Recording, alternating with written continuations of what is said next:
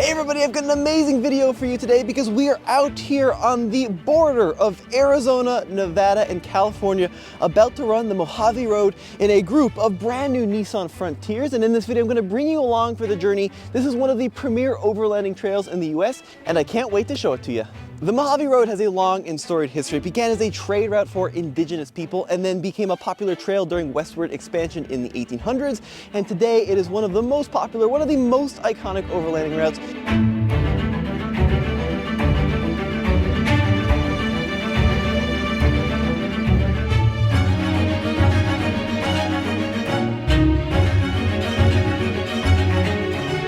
We've been cruising through the desert here for about 11 miles now. This is right along the California-Nevada border. We just crossed back into Nevada back there.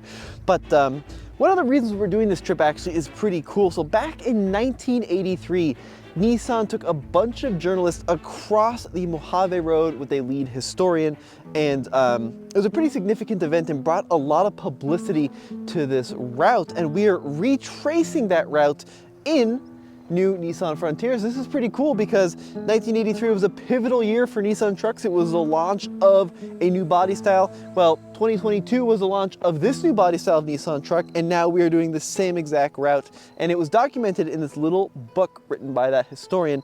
And this was a pretty big deal, allowing vehicles to travel across the Mojave Road. So initially, this gentleman, Dennis, had planned to conserve the trail as a hiking path, but he quickly realized after doing it that most folks weren't going to hike 17 miles in a day to complete the route. So the solution was to open it up to four-wheel drive groups who actually did a really good job of taking care of the trail, picking up after some of the conservationists who were leaving trash behind. And then Nissan celebrated that in 1983 by driving a bunch of the 83.5 trucks down this exact trail, and that's what we're doing again today. So Derek and I are about to cross US 95 here, which is between Fort Mohave and Fort Paiute, and it's a proper highway, and you can actually see it there on the map. So there is Fort Mohave. We started there on the banks of the Colorado River, and we're on our way to Fort Paiute. This book is pretty cool, by the way. They really showcase some fantastically vintage 1980s Nissans in here. There you go, check that out. Now, they had a much muddier trip back in the day. They got a ton of rain, but it's pretty cool that we're recreating this exact book. So I jumped behind the wheel of the Nissan Frontier. Derek is sitting here next to me, and I wanted to give a few impressions on what this thing is like off-road.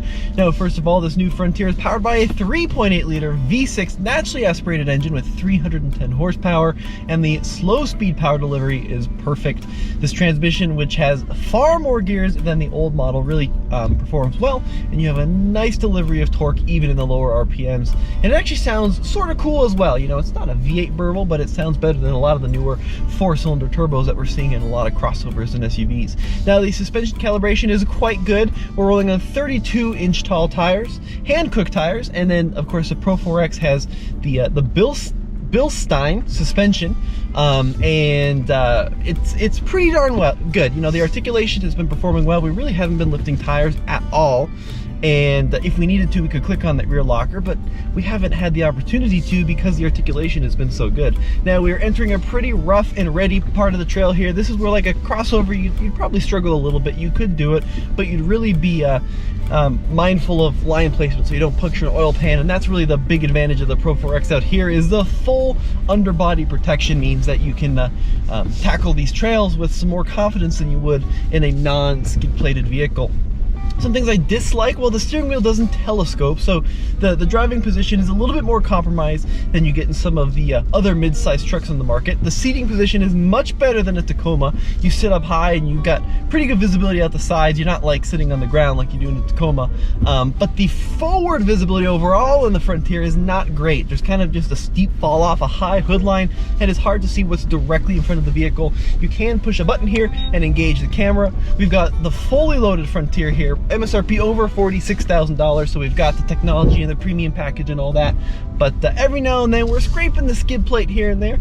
No problem though, because that's what it's built for. Now, unfortunately, the Frontiers we're driving today have a pretty minimal existence on this planet beyond this trip. So these are pre-production units before full production began of the Frontier, so they're pretty old in terms of fleet vehicles go for us media. It's got 8,000 miles on it. It went on the media launch, then it went to all sorts of journalists in the fleets, but because it's pre-production, it legally has to be squished. So this vehicle is going to be crushed once it's done with the trip, and you're probably thinking, well, save some parts off of it. They can't. They have to provide documentation to prove that the entire vehicle has been destroyed. So once we're done on this trail, this thing is no longer going to be in existence, which is sad, but from a driver's perspective, it means stuff like pinstripes doesn't worry me as much in the paint, right? Because, well, it's never going to be resold. Sorry, Frontier, this is your last journey, but boy, is it a fun one. Lunchtime, so the trip is going super well, having a ton of fun. Now we're right at the border between BLM land over there and then the protected land over there. So we did all of our drone flying while we were in BLM land there. You can see the little lunch setup with the wraps. It's going really well. The Mojave Road is not super challenging. A lot of it is like this, right? We've got more or less a dirt road with some kind of pointy rocks on top of it. A few kind of undulations here and there where you do want a little bit of approach and departure angle. I would say your typical crossover could do a lot of it with some careful line picking. The Pro 4X, I mean, these have way more capability than we need out here.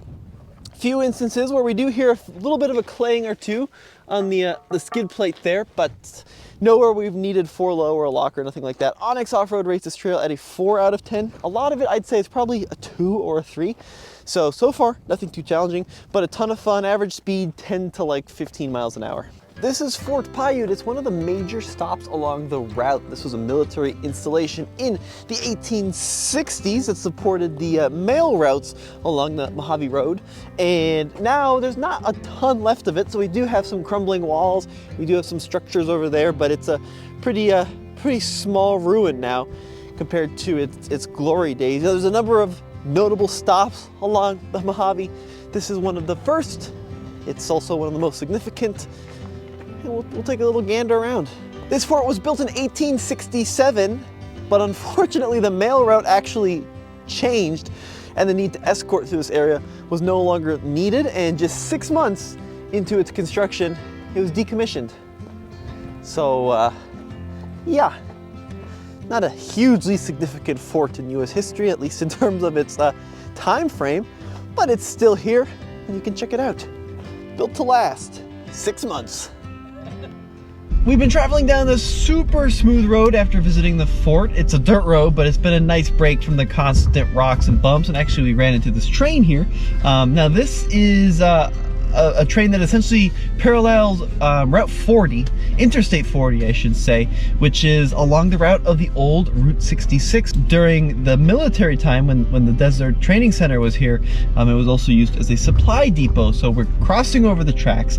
This is the little town of Goths, Goffs. There's a train coming through back there because of course this was a major stop along the railway, but you can also see that we are here alongside old Route 66, which is great. Now that schoolhouse behind me was built in 1914. It's now a really cool museum and we're going to check it out.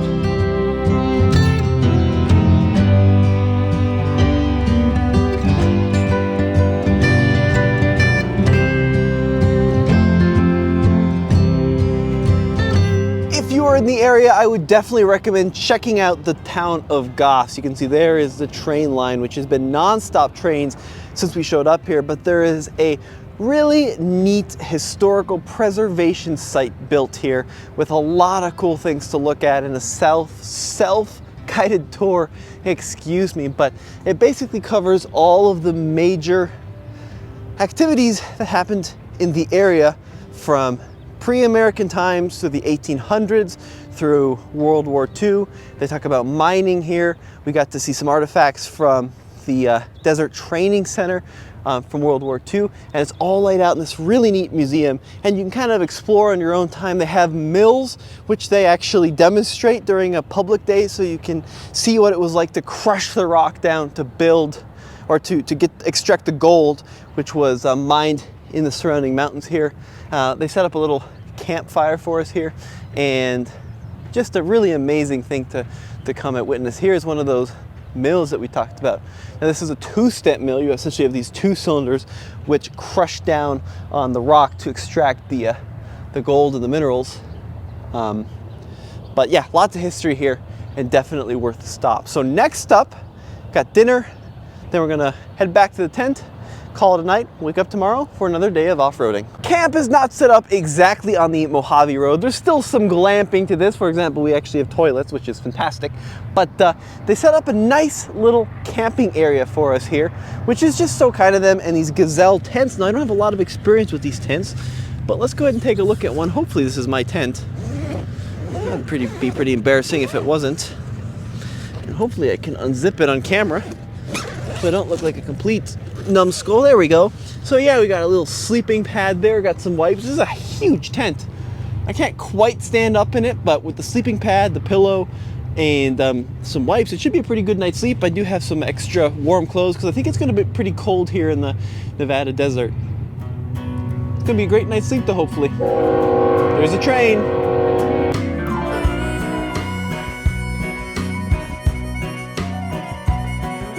Left the big city for the simple country life. Found myself a woman that it took for me to be my wife. I was working on the ground come the sun up to sundown. Good morning from a super rainy camp. So went to bed right around 10 p.m. last night, and it rained the whole night, and it's still raining today, which is pretty wild because when you think of like the Nevada, California desert, you don't think of rain, but that's what we're experiencing today. So just had a really quick breakfast burrito. We're about to go load up the trucks over there and then hit the road. For the start of the second day, we are cruising through the desert on relatively smooth terrain. We've got this washed out roads, some rocks, some ditches, some diagonal crossings, but we're averaging probably 10 to 15 miles an hour. We got a lot of rain today, which is pretty cool because the trip in 1983 was also very wet and rainy. So true to form, we're sticking to the heritage. Now the Frontier is performing extremely well. At these higher speeds, it does soak up the bumps quite nicely. Not nearly as smooth as like a Raptor. It doesn't have the wide travel or the long travel suspension, but it is much better on these kind of whoops than what you'd find like in a Jeep Gladiator. And it's a really cool spot. We've been passing through a lot of mining districts. They mined gold, some silver out here, and now the mines are all covered up to stop people from entering and exploring them. But so far, a good day. Really having a lot of fun. It's cool looking back, just seeing a whole line of Frontiers in the rearview mirror. And we're really chugging along today. My drive buddy hopped in another vehicle so I can listen to my terrible music in peace. And yeah, it's going really, really well. I'll update you if we get to some interesting parts.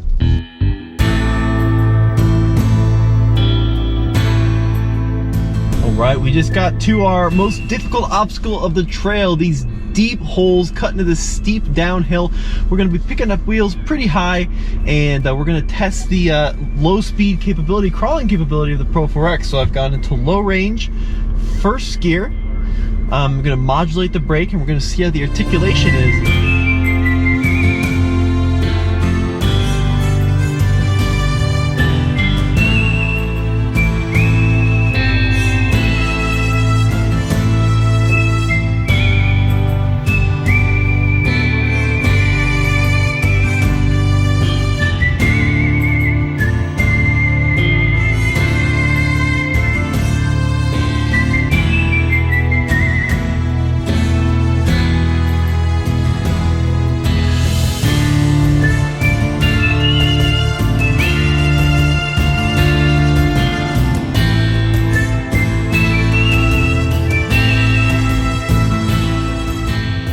So yeah, so we picked up huge amounts of tires in the air.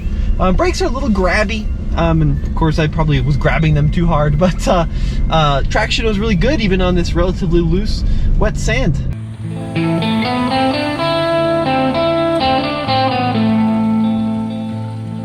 So something like a Subaru with the Wilderness package, or like a Pilot Trail Sport, could definitely do the vast majority of this trail, but areas like that where you're really articulated and need the ground clearance and the capability of like a truck would be a little sketchy. So that's really why it's best to kind of plan for having more capability than you really need. So we're here at Rock Spring, and you can see that they took a picture here in the 1860s, and then they recreated it for the 1983 trip, and now we're back here at the same place in 2023, and this was a spring that fed horses for travelers going down the Mojave Road, and it was crucial in order to make this a viable route. So I'm here with Michael Frank. Michael, who are you with? I'm doing this for Men's Journal. And you've been out here on the trail with us. How's your day going? Pretty awesome. Yeah? Pretty awesome. It was pretty fun back there. What do you think of the trail overall? Harder than you thought? Easier than you thought? Sections are easier, yeah, and sections are harder. And the rain made the mud peanut buttery, and that was more interesting. So we are cruising along the middle of the desert here, absolutely no one or nothing around, about to pass through this dry lake bed, which under certain conditions you can drive through. However, now it's too soft and you can create damage to not only your vehicle, but more importantly the lake bed. So we're taking a bypass. The issue is, if you look right in front of us, there is this enormous downpour, just huge, and pretty much in every direction the weather's looking pretty horrible. So we are absolutely zooming in these Nissans, really pushing these build size to the test. Yeah, I've got Victoria driving here. She's doing a killer job, but it's gonna be an interesting few minutes, and I bet next time I start recording on the camera it's gonna look a little wetter.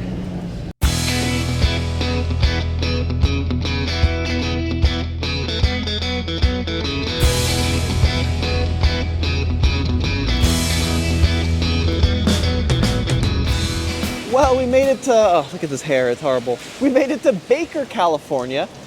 We pulled off the Mojave Trail to fuel up here and got stuck in that huge storm back there. Luckily made it safe, you know, didn't flood anything out, didn't get stuck in a wash, but I don't know where we're gonna go next because it could be potentially hazardous with flash flooding and that kind of thing. So the trail guides are gonna group up and figure out what the plan is from here.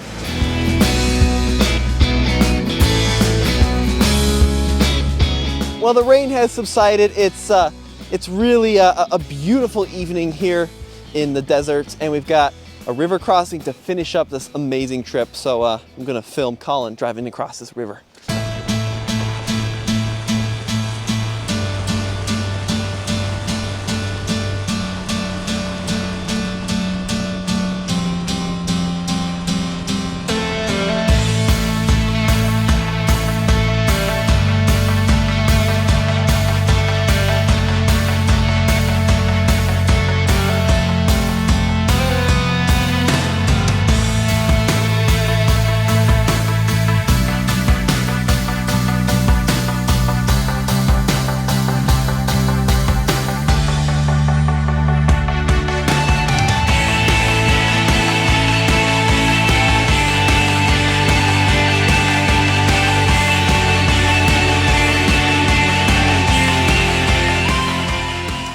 Thank you to Nissan for putting this trip together, as it was definitely one of my bucket list overlanding adventures. And an even bigger thanks to the Mojave Desert Heritage and Cultural Association for keeping the trail open and for keeping the dream alive. And of course, Sean Holman for guiding this fantastic adventure. And we gotta give a shout out to Overland Cookery for the incredible meal. Overall, the truck performed beautifully. The total trail was right around 130 miles. You can go a little bit further, but the great part of where we ended the trail, just 2 hours from Vegas and then a quick flight home. As always, it's been Tommy with TFL Off-Road. We'll see you on the next video.